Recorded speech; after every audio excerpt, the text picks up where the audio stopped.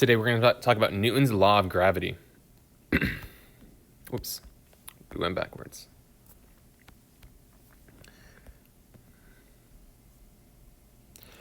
Here's the equation. Newton's law of gravity says that Fg is equal to g m1 m2 over r squared, and that g is a constant 6.674 times 10 to the negative 11. Write it down first, pause the video, and then I'm going to talk here in a second. Okay, so g is just a constant. Every time this is g. You just need to know it. It's just some sort of proportion constant for the law of gravity. M1 are your two masses, and so if we have some sort of planet, and then maybe the moon, so if we had like Earth and the moon, they both attract each other. The Earth pulls on the moon, but the moon also pulls on the Earth, and so we need to know about both their masses. It doesn't matter which one's M1 or M2, okay? G just has to make sure that you have both of them, but the actual like masses themselves, it doesn't matter which one you put where. The bigger one does not necessarily have to be like M1, for example. You could put Earth as M2. Lastly, you have R. What is R? R is the distance from the center of the planets, or the bodies, or whatever. They're the distance between the two bodies. For most cases, it's just the distance between them. So, but let's say we have Earth, and I'm standing on the outside of Earth. I have no distance between me and Earth, obviously, but that doesn't mean we don't have any R. It's the distance between the two centers of mass. And so I'm looking there to here. I'm looking for this distance. And so if we're standing on the outside of Earth, essentially we're looking for the radius of Earth itself. And that's our distance. There is obviously an amount of distance, like half of the height of the human, that we might need to consider. But that's so small compared to this gigantic radius of the Earth that we can kind of ignore that. And so really in most problems, you need to just consider where a person is relative to what it's doing pulling. So if we have like Earth, and we have some sort of person in like a rocket around Earth, you not only have to consider the radius of the Earth, but you have to consider how far the rocket is from Earth. And so we're gonna have to add these together. So like on the homework, it might give you the radius of Earth, and the problem might tell you how far the rocket is off of Earth. And so you need to add those together, and your R is the sum of the two. It's the total distance. R equals the total distance between the center of the masses. Okay. R is the tricky part. The other ones, you just plug and chug, and you just plug them into the equation, and you get a force out. Or you might need to solve for the other one, so you might get a force, and you might need to solve for R squared. So we'll do both of those. Determine the force of gravitation and attraction between the Earth and a 70 kilogram student. If the student is standing at sea level, a distance 6.38 times 10 to 6 meters from Earth's center. So we have a mass, M1 is equal to 5.98 times 10 to 24. M2 is 70 kilograms. It doesn't matter which one you have as M1 or M2. You could have had them switched, but we're going to get the same answer. We also have a distance, 6.38 times 10 to the 6. Okay, so in this case, it gives us the actual distance from the Earth center to where the student is standing. If we had the height of the student, you'd probably want to add it, but again, it's going to be so negligible compared to this. This is a huge number, while the height of a student would be like maybe 1 meter. That's like the highest they're going to be from the center of mass, and so it's basically zero compared to how big that is, and so we don't need to worry about it in this case. We also always know G. G is 6.674 times 10 to the negative 11. Although I will often round it to 6.67. That is totally fine. In fact, I'll probably put most of the test questions with this, but the other one is a bit more precise, 6.674. Either way, I'm not going to put two answers on a test that are that close together. So either way, you're going to get the correct answer, maybe off by like a decimal place, like a third, fourth decimal place. Okay, with that, The equation is FG is equal to G M1 M2 over R squared. We're just going to plug them in. 6.67 times 10 to the negative 11, all times 5.98 times 10 to the 24, all times 70, all over 6.38 times 10 to the 6th, all squared. When you put this in the calculator, parentheses, parentheses, parentheses, include parentheses everywhere. Okay.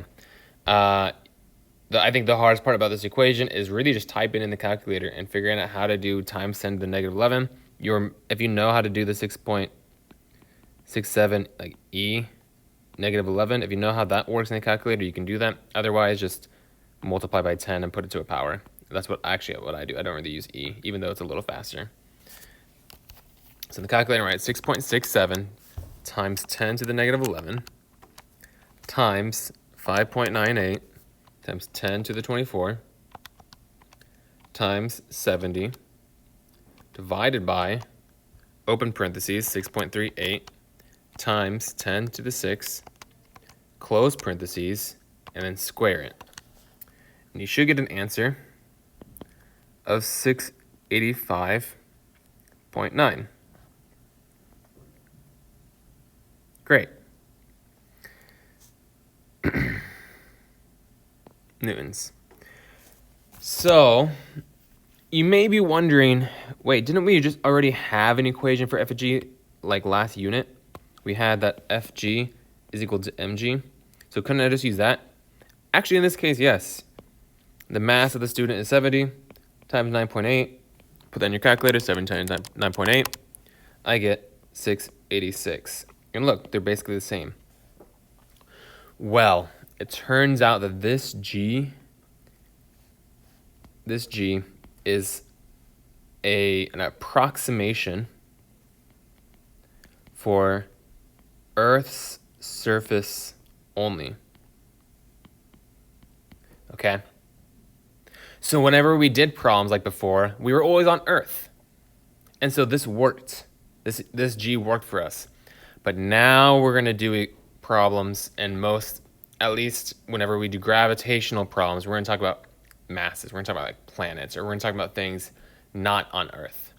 And so we need to do problems where we account for the distance we're getting off of Earth. And it turns out if we leave Earth, if we make this R much bigger, this equation is not going to be true anymore. Okay. And so, just for this section, so if we just talk about gravitational attraction between two objects, anytime you see that on our test this time, we're using this equation. Any other time on the test, if we talk about objects, they're probably going to be on Earth's surface, and you're going to use this FG, okay? Let's try another one. So two spherical objects have masses that the gravitational attraction between them is 65 newtons. How far apart are their centers? So now we're talking about objects in space, or they don't even have to be in space, they're just masses. And so now we need to use the equation. So what are we given? We have m1 is equal to 3.1 times 10 to the 5th.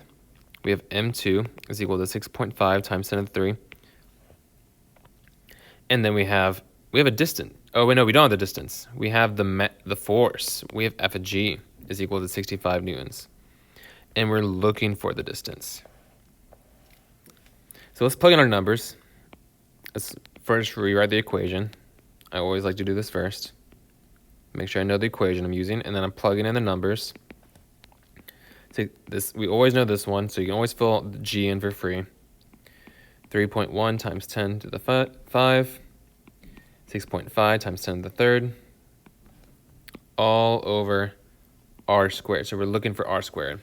Let's first simplify the top. That's a lot easier to do than the rest of this. Times 3.1 times 10 to the 5th.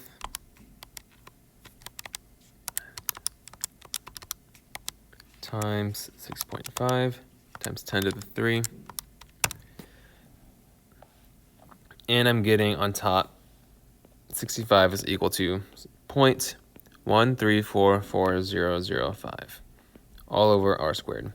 And you could probably round that to just 0.1344 if you wanted to. So how do we solve this for r squared?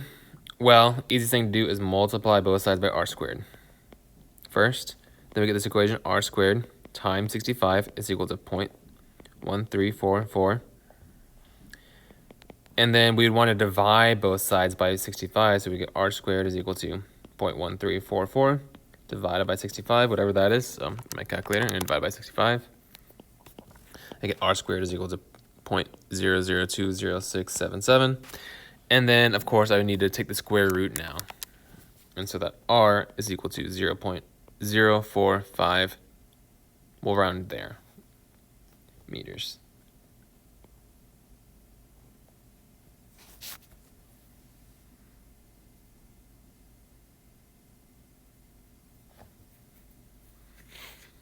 Let me double check my work. Yeah, that sounds about right. Okay. With that, that's basically it. You do have to be able to solve for M1 as M2. I'll let you do that on your own. There's tons of notes all over the internet on how to do this. And so if you really need to see that algebra done for you, you can search around for it. But I like to leave some of the other kinds of problems for you guys to try to do on your own. I don't like to try to explain every single type of problem you're ever going to see, because I can't. There's too many of them. There's infinite amounts of them. And so you need to be able to apply this equation on your own. You need to learn how to be able to solve for things that I don't teach you, because I can't teach you every single thing.